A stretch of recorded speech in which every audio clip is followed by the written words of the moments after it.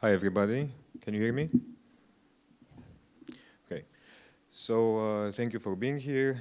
It's not easy to be the first speaker after Martin, but it is what it is. So today I'm going to present you 3 experiments done at CEU in collaboration with Pomiechowska, Gabor, Brody, and Gergely Csibra, indicating that 15-month-olds accept arbitrary objects as symbols of familiar kind tokens.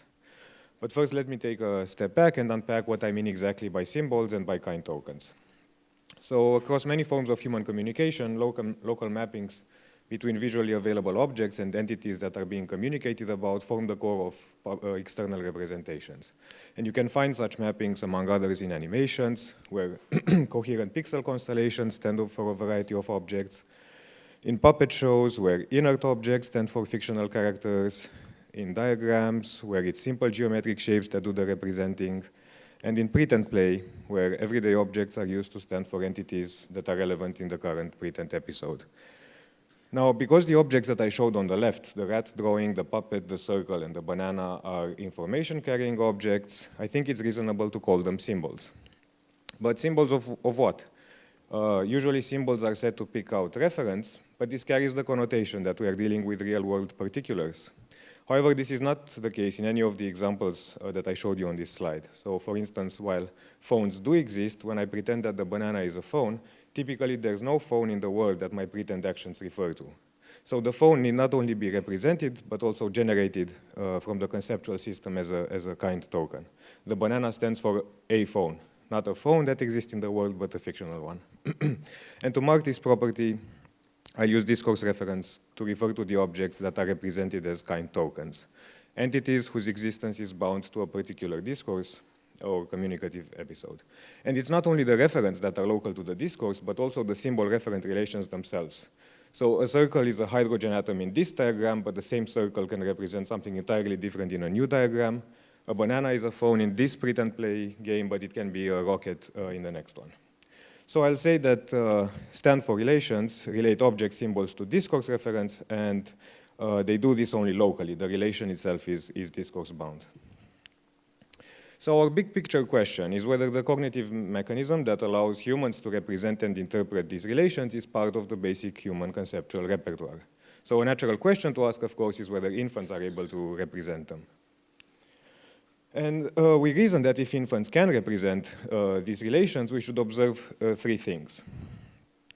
First, infants should accept even arbitrary objects as symbols, objects that don't bear any resemblance to the discourse reference. This is important because if we present infants with symbolic stimuli that resemble the reference, so think of ratatouille, which resembles a rat visually, we won't be able to tell whether infants take them at face value, whether they really think it's a rat, or whether they interpret it as a symbol like adults would. So we chose to use arbitrary geometric shapes as symbols and use language to stipulate the kind tokens the symbols stand for. And because we use language, we needed infants to be relatively proficient linguistically, so we tested 15-month-olds in this series of experiments. Now, the second prediction we made was that the relations infants set up between these arbitrary objects and the discourse reference will be local to the discourse to which they belong. And finally, we predicted that they will interpret the object symbols in terms of the identity of the discourse reference. So in other words, if a banana stands for a phone, all else being equal, it should be used like one, brought to the ear, spoken into it, and so on. Okay, with these preliminaries out of the way, let's turn to the experiments.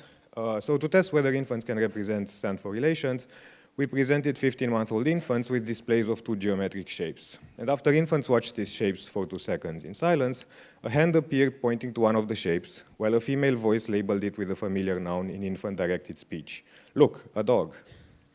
After this labeling event was over, the hand disappeared, and after a short break, we drew infants' attention to the center of the screen, then asked them a question about the objects. And this question could be of 2 types.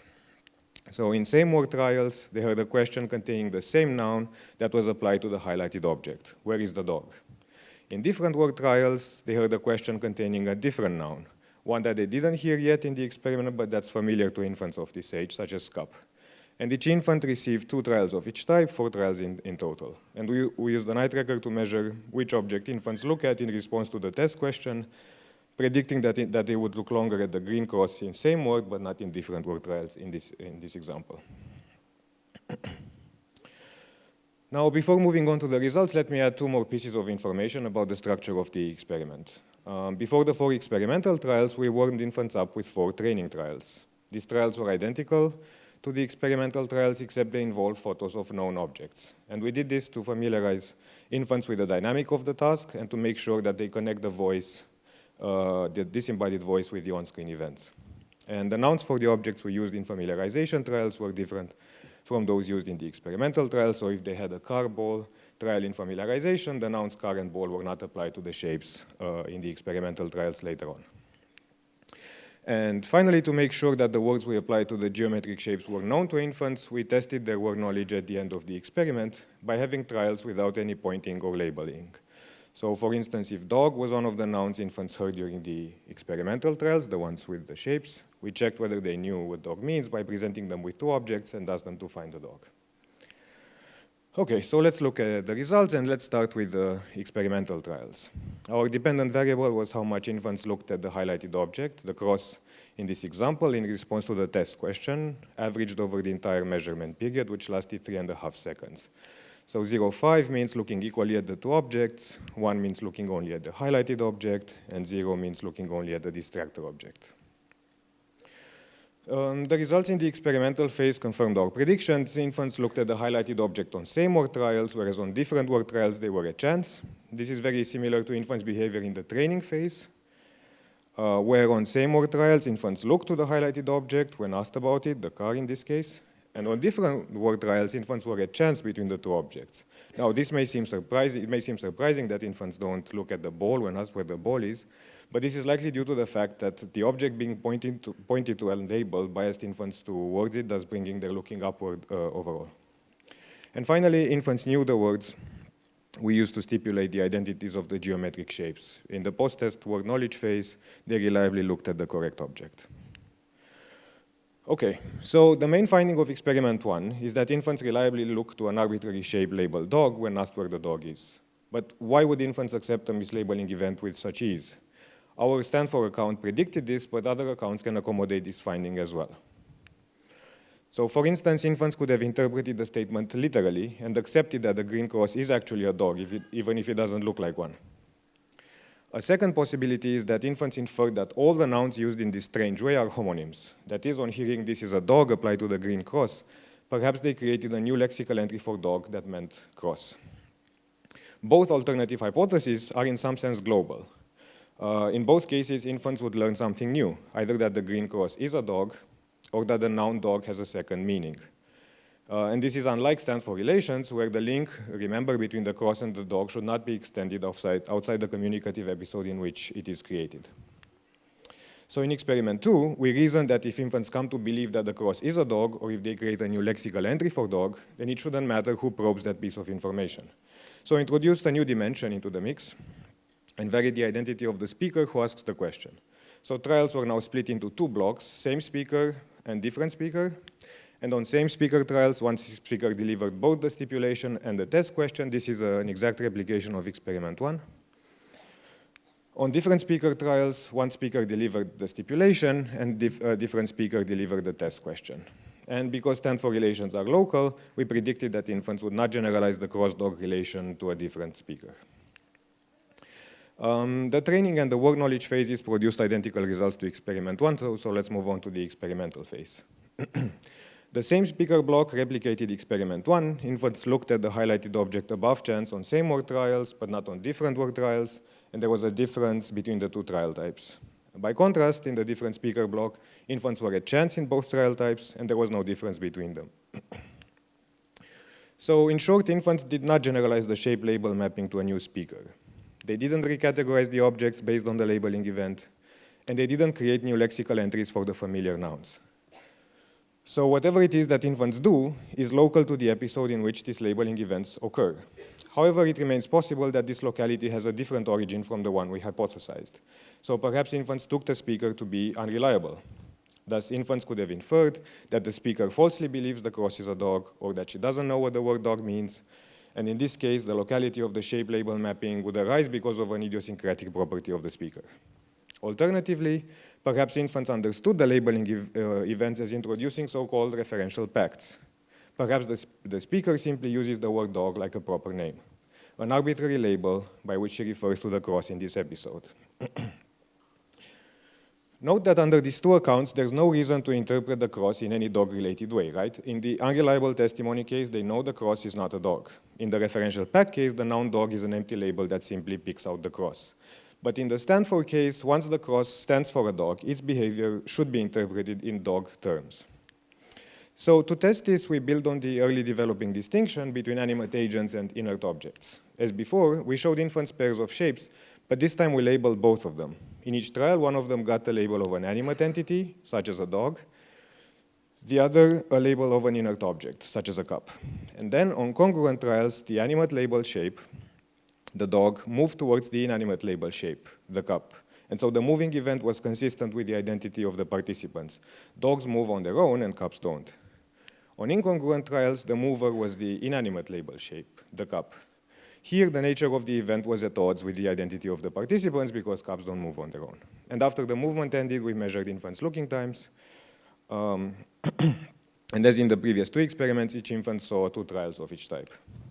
And for this experiment, we pre-registered 2 main analyses, first looks and total looking times, as well as a directional prediction that infants would look longer at congruent trials than incongruent trials. Now, this may seem surprising, because usually it's incongruent trials that infants look longer to, but it's not unheard of, and in any case, a pilot experiment showed a large effect on first looks in this direction, so this is what we pre-registered. The experiment replicated the pilot. Infants' looking times were in the predicted direction, and significantly so on first looks. They disengaged faster from the screen on incongruent trials compared to congruent trials, and the total looking time effect was in the same direction, but it was less robust. Still, the first looks finding indicates that 15-month-old infants assumed that the labels were used with the regular meanings, and they recruited their conceptual knowledge about these entities to interpret the entire scene. So experiment 3 thus rules out that infants inferred anything about speaker reliability. If they had, why would they have had any preference for the movement of the shapes depending on how they were labeled? And it also rules out the notion that infants interpret these acts as establishing referential pacts. Since the noun dog was not just a meaningless label in this context, infants took the label dog to mean dog. Okay, so taken together, the findings from the 3 experiments suggest that 15-month-olds are able to represent stand-for relations. Experiment 1 shows that 15-month-olds understand that arbitrary shapes can be used as symbols. Experiment 2 shows that infants know that these relations are local, the stand-for relations are local to the discourse and don't generalize them to a new speaker. And finally, experiment 3 shows that infants interpret the events involving the symbols based on their knowledge about the discourse reference. After the assignments are in place, they prefer events that are consistent with the identity ascribed to the symbols, the ones in which agents move towards objects compared to the opposite. In turn, I think these results have implications for both methodology and theory. On the methodological side, these experiments have implications for labeling studies in general and for mislabeling studies in particular, because the findings offer an existence proof that mislabeling events, calling an arbitrary shaped dog, can be fully embraced by infants even though they know that the sentences are literally false. On the theoretical side, this data indicate that the ability to represent stand-for relations emerges early in human development and is easy to activate. And by this, so what I mean by this is that what 15-month-old infants did in our experiments is what they'll do anyway a few months later when they start pretend playing, right? Using an object that is not a phone, a banana, to stand for a phone. But pretend play is often hailed as a standalone cognitive feat. By contrast, what I think these experiments show is that such representations can be elicited with very minimal cues, a disembodied hand and a voice uttering false statements. And this suggests to me that pretend play is nothing else but a manifestation of a general capacity to use objects as symbols, which emerges early and reliably in human ontogeny. Thank you all for listening.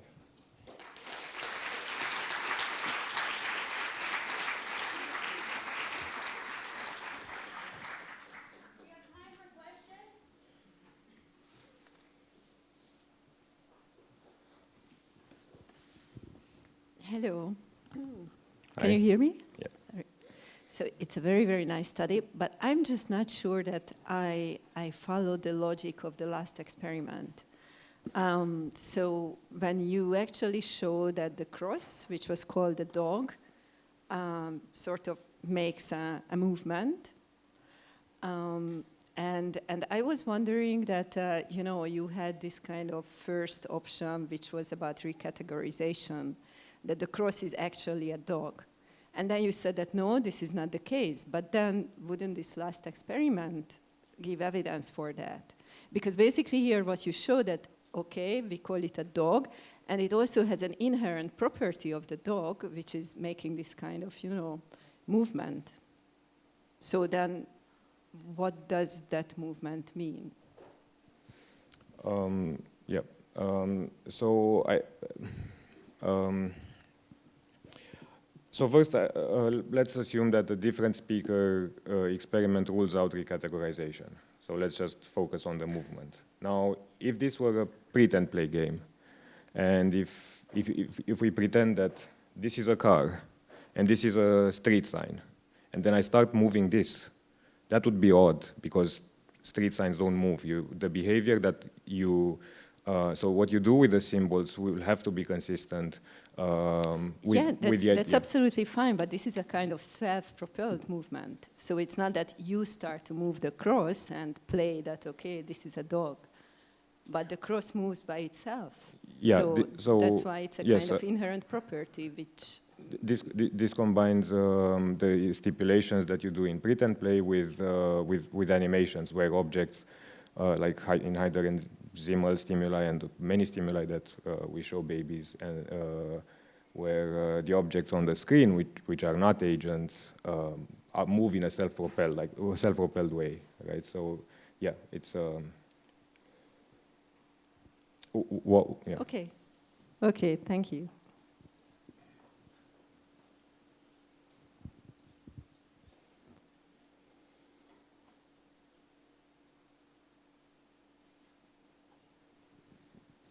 I'll ask a question. Because object labels play a big role in the presentation you made, but you're talking about stand-for relations. I want to reconcile that. Do you think that there's something about word learning or lexical development that gets this off the ground? Or is it just a practical tool that you're using?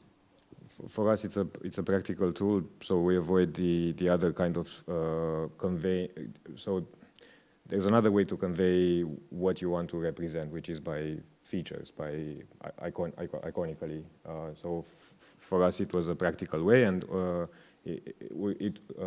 it was also necessary that infants have some vocabulary, so they know that this is not a word learning situation, right? We didn't want these words to be new, but what relations are between linguistic development and this is very much an open question. So because you mentioned iconicity, you don't think that it's an aspect of human language, that you have these, it could be some other extra linguistic part of human cognition that gives you these stand-for relations? Yes. Oh, we have a question right here.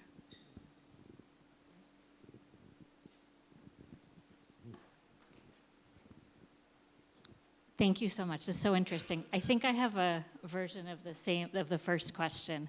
So with the banana and telephone example, like a critical feature of the stand-for relation is that a banana does not have the affordances of a telephone. You can't call your grandparents on it. It's not going to ring, etc. But in this case, the cross takes on the affordances of a dog in, for example, having self-propelled motion. And to me, that feels like it violates an essential property of the stand-for relation, which is the arbitrariness of that relationship. So I guess the question is, why when the infants take the animacy of the cross as kind of being connected to the dogness, why is that evidence for the stand-for relationship instead of evidence against it, actually?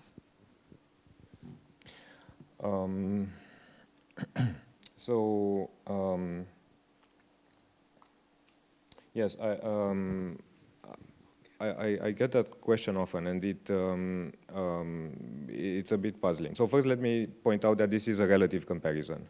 It's a relative comparison between trials in which the animate labeled entity moves and trials in which the inanimate labeled entity moves. And they have so they distinguish between these two types of trials, which doesn't mean that they had an expectation before the movement event that this would move. And the second one is this. So we use